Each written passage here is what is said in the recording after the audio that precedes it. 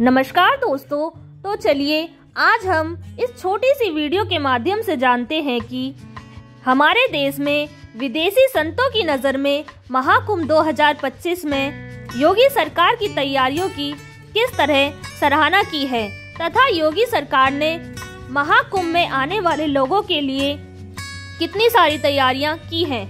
सबसे पहले हम छोटी सी बात महाकुंभ के बारे में जानते हैं।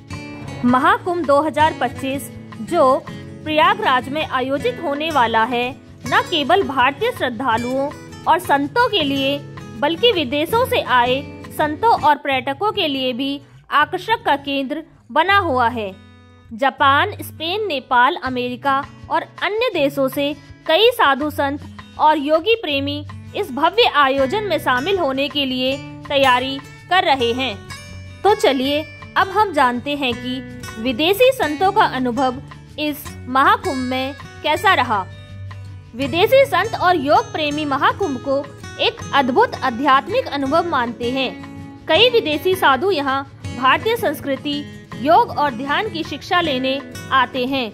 उनका मानना है कि महाकुंभ दुनिया का सबसे बड़ा आध्यात्मिक मेला है जो मानवता, शांति और धर्म के संदेश को फैलाता है।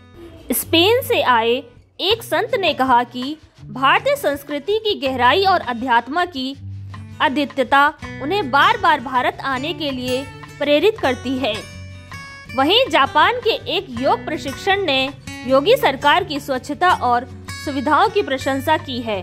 उन्होंने कहा है कि गंगा की स्वच्छता और कुंभ मेले के लिए की गई तैयारियों ने उन्हें बहुत प्रभावित किया है।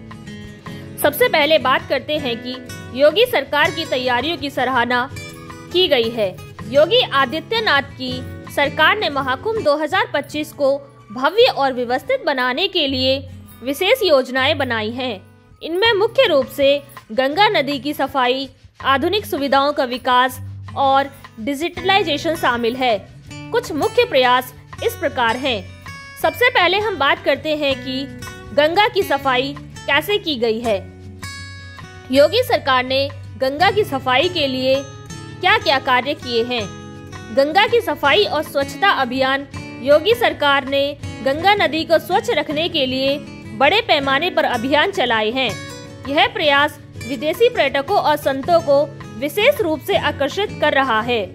विदेशी संतों ने गंगा की पवित्रता बनाए रखने के लिए सरकार के प्रयासों की सराहना की है। आगे हम बात करते हैं डिजिटल और आधुनिक व्यवस्थाओं के बारे में। महाकुंभ में पहली बार डिजिटल तकनीक का इस्तेमाल हो रहा है। ट्रैफिक कंट्रोल, भीड़ प्रबंधन और स्वास्थ्य सेवाओं को तकनीक से जोड़ा गया है। विदेशी संतों ने इस नवाचार की प्रशंसा करते हुए कहा है कि यह तकनीक महाकुंभ को विश्व स्तरीय आयोजन बनाने में मदद कर रही है। आगे हम बात करते हैं अंतर्राष्ट्रीय संतों के लिए विशेष व्यवस्थाएं की गई हैं उनके बारे में। अंतर्राष्ट्रीय श्रद्धालुओं और संतों के लिए विशेष कैंप बनाए गए हैं जहां उनकी भाषा, खान-पान और आवश्यकताओं को ध्यान में रखा जा रहा है। इसके बाद आगे हम बताते हैं आपको सांस्कृतिक कार्यक्रम के बारे में। सरकार ने महाकुंभ में कई सांस्कृतिक कार्यक्रमों का आयोजन किया है जिसमें योग, ध्यान और भारतीय संगीत पर विशेष सत्र होंगे। विदेशी संत उन्हें भारत की समृद्धि संस्कृति को समझने का एक बेहतरीन माध्यम मानते हैं। अंत में हम जानते हैं कि विदेशी संतों का इस महाकुंभ के बारे में क्या संदेश है।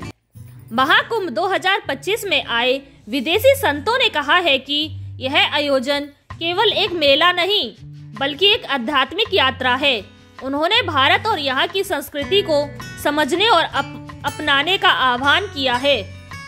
तो दोस्तों, इन सारी बातों को जानकर यह तो निष्कर्ष निकल चुका है कि महाकुंभ 2025 न केवल भारतीयों को बल्कि विदेशियों को भी आध्यात्मिक और सांस्कृतिक रूप से जोड़ने का एक माध्यम बन गया है। योगी सरकार के प्रयासों से यह आयोजन न केवल भव्य होगा बल्कि विश्व स्तर पर भारतीय संस्कृति को प्रदर्शित करने का एक अद्भुत उदाहरण भी बनेगा। तो दोस्तों, आपको यह जानकारी कैसी लगी कमेंट करके जरूर बताएं। और योगी सरकार ने जो महाकुंभ के लिए इतनी सारी तैयारियां की हैं, उसके प्रोत्साहन के लिए इस वीडियो को एक लाइक ज़रूर करें। धन्यवाद।